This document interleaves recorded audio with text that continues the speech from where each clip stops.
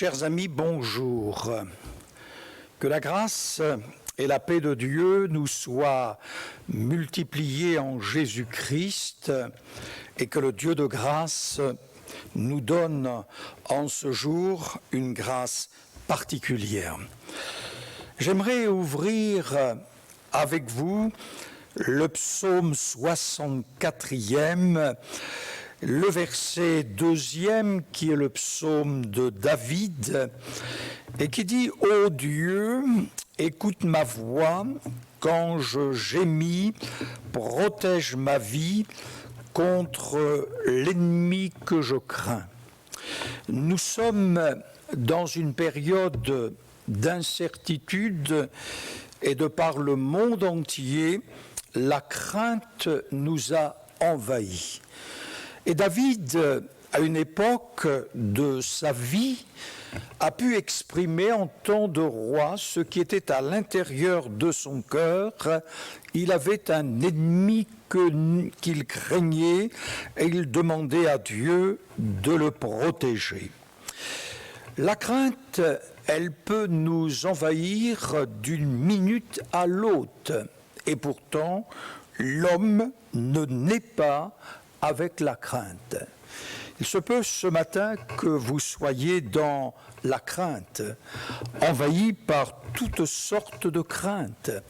L'apôtre Paul dit que Dieu ne nous a pas donné un esprit de crainte, ce n'est pas Dieu qui nous l'a donné. Et pourtant, la crainte, elle peut nous envahir. Job, nous connaissons tous sa vie. À une période, il dit « Ce que je crains, c'est ce qui m'arrive. Ce que je redoute, c'est ce qui m'atteint. Je n'ai ni tranquillité, ni paix, ni repos, et le trouble s'est emparé de moi. » Job avait laissé son esprit se remplir de crainte. Le message de Dieu, c'est envers l'homme, est un message de paix, de délivrance. Lorsque Dieu nous a envoyé Jésus, conçu par l'Esprit Saint, l'ange a pu dire dans ce concert aussi angélique « Ne craignez point, je vous annonce une bonne nouvelle, il vous est né un Sauveur. » Et Dieu nous a envoyé son Fils, non pour détruire, mais pour nous sauver. Et ce qu'il aime faire, c'est de nous bénir, de nous pardonner, de nous sauver, de nous délivrer de toutes sortes de choses mauvaises, de la crainte, et de nous remplir de son esprit. Ce que je crains, c'est ce qui m'arrive. Les uns et les autres, de par le monde entier, nous craignons ce virus. Ce coronavirus, nous le craignons, nous le redoutons à cause de tous ces ravages. Et nous bénissons Dieu pour la sécurité que les autorités gouvernementales nous accordent, manifestent les heures passées par les scientifiques, par les professeurs de médecine, par tous ces hommes qui sont sur le pont 24 heures sur 24, qui veulent arrêter ce fléau. Et nous bénissons Dieu de tout notre cœur et nul n'est à l'abri. Voilà pourquoi je crois aussi que le message de Dieu envers nous, c'est que nous lui fassions confiance. La foi est une chose et puis il y a aussi la sagesse. Nos lieux de culte sont fermés, ceux de Nantes, ceux de Rezé, ceux d'Ancenis, ceux de la montagne, et l'équipe pastorale, elle est là autour de moi, elle va aussi intervenir dire, c'est que nous voulons vous transmettre ce message de consolation, ce message d'espérance, afin que dans votre vie, nous puissions garder la sérénité de Dieu. Protège ma vie contre l'ennemi que je crains. Il y a de cela 20 siècles, après la mort et la résurrection de Jésus-Christ, notre Sauveur, la Bible nous montre que les disciples, les apôtres, au nombre de 10, Judas n'est plus, il a mis fin à ses jours et Thomas est absent. Et la Bible nous montre qu'ils étaient enfermés, barricadés à cause de la crainte. Et pourtant, ces hommes, ces apôtres, avaient été choisis par Dieu suite à la nuit de prière de Jésus-Christ. Ces hommes avaient une bonne nouvelle à retransmettre au monde. Ces hommes devaient porter l'évangile. Ces hommes devaient prier pour les malades, pour expulser les puissances ténébreuses. Ils devaient répandre cette bonne nouvelle de par le monde entier. Et pourtant, ils sont enfermés, barricadés. Attention aussi que nous qui sommes chrétiens, que nos églises, nous ne nous laissions point non plus, certes avec sagesse, embarricadés, fermés à cause de la crainte. Je disais la sagesse. Nous avons donc fermé nos lieux de culte parce que nous avons la sagesse, parce qu'on nous l'a demandé. Mais néanmoins, nous sommes des témoins. Nous devons continuer à prier pour les nations, à prier pour ceux qui nous dirigent.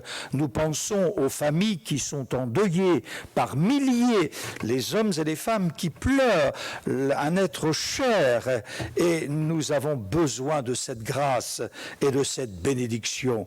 Jésus n'a-t-il pas pleuré sur l'incrédulité des hommes et des femmes? Jésus n'a-t-il pas pleurer aussi avec Marthe et Marie devant le deuil? Jésus n'est pas insensible, Jésus est celui qui sait pleurer. Et de son ciel de gloire, Jésus est celui qui nous exhorte à avoir ce même esprit, cette même compassion dans les cœurs envers les uns et les autres. C'est pourquoi j'exhorte les frères et sœurs à ne pas sombrer dans la crainte, mais à garder la sagesse et à prier. Le Seigneur Jésus s'est révélé à eux étant ressuscité, il leur est apparu et le message était le même: la paix soit avec vous. Le message encore, il leur montra ses mains et son côté percé, et la Bible dit qu'ils furent remplis de joie en voyant le Seigneur. Et le Seigneur leur a donné à nouveau un renouvellement profond pour apporter cette bonne nouvelle. Du temps de Jésus, quand il confie l'Évangile, il y a une grande crise internationale. Et chers amis, devant cette grande crise, nous voulons être un témoin. Nous voulons refléter la paix de Dieu, la grâce de Dieu. David a pu dire: quand les fondements sont renversés, le juste, que ferait-il? Et nous sommes dans notre société de par le monde où bien des fondements sont renversés. Dieu ne nous a pas appelés à juger, mais à aimer. Dieu ne nous a pas appelés à haïr, mais à montrer de la compassion. Et quelle que soit notre langue, quelle que soit notre nationalité, nous nous aimons de tout notre cœur. Dieu nous a aimés. Bien-aimés dans la foi, Job, qui lui aussi a su admettre ses craintes. Les disciples ont su aussi admettre les craintes. Mais Job a pu dire: je sais. Il savait qu'au travers de sa maladie, il savait que son Rédempteur pouvait tout. Nous savons que notre Dieu peut tout. Nous savons qu'il est au ciel, comme dit David, et que nous sommes sur la terre. Mais nous reconnaissons aussi que Dieu peut tout. Et Job fut guéri de sa maladie, il fut consolé, et Dieu lui a donné le centuple de ce qu'il avait auparavant. L'homme est plongé dans la souffrance, dans la crainte, dans l'incrédulité. Quelles que soient vos craintes, chers amis, eh bien, croyez que Dieu a ressuscité son Fils. Croyez aussi que le message de Dieu est un message d'espérance. Que la grâce et que la paix de Dieu soient avec vous. Ne nous laissons pas envahir par la crainte. Ne laissons pas la crainte dominer sur notre cœur. Vous qui êtes dans vos maisons, eh bien, puissiez-vous chanter les cantiques de Dieu, les cantiques spirituels. Vous qui êtes dans vos maisons, puissiez-vous prier le Seigneur de tout votre cœur, chanter sa gloire. Vous qui êtes aussi dans vos maisons, eh bien, pensez le soir à prier pour notre nation, à prier pour notre Église, pour votre Église, et demandez la grâce et la bénédiction du Seigneur. Chers amis, je vous souhaite une excellente semaine et que la grâce de Dieu vous bénisse. Nous allons prier ensemble. Nous allons demander à l'Esprit de Dieu de nous remplir parce que Dieu ne nous a pas donné un esprit de crainte et nous voulons que sa paix nous envahisse, sa grâce nous envahisse. Et nous pensons à celles et à ceux qui sont hospitalisés. Nous pensons à celles et ceux qui sont en réanimation. Nous pensons à celles et ceux qui sont dans la crainte, qui sont dans la peur. Et nul n'est à l'abri. Nous demandons à Dieu sa grâce et sa bénédiction. Nous prions ensemble et vous pouvez vous joindre à ma prière, à notre prière, et que Dieu vous donne une grâce particulière. N'hésitez pas à téléphoner à vos pasteurs, à l'équipe pastorale. Vous connaissez nos numéros de téléphone, on vous les a communiqués. Et vous qui ne connaissez pas notre Église, vous pouvez aussi nous téléphoner. Vous pouvez aussi s'adresser à nos églises, à Rezé, à Nantes, à Ancenis, à la Montagne. Que Dieu vous bénisse. Et je suis le pasteur Maréchal, accompagné du pasteur Wasso Kikouni, accompagné du pasteur Maxime Dehé, accompagné du pasteur Mathias Met, accompagné du pasteur Dimitri Casal, de Wilson Naoussi, et que Dieu vous bénisse et vous donne sa grâce. Nous nous recueillons et nous prions ensemble. Je vous invite à courber vos fronts et nous allons réclamer la grâce de Dieu ensemble. Notre Père céleste, nous savons que dans ton ciel de gloire, la crainte est inconnue. Nous savons que dans ton cœur, la crainte est inconnue. Il en est de même pour Jésus-Christ. Mais nous te remercions de nous avoir envoyé Jésus-Christ. Et dans cette période difficile que le monde traverse, nous voulons te prier pour que le Seigneur, par ton Esprit Saint, nous remplisse de ta paix, de ta grâce, de ta bénédiction.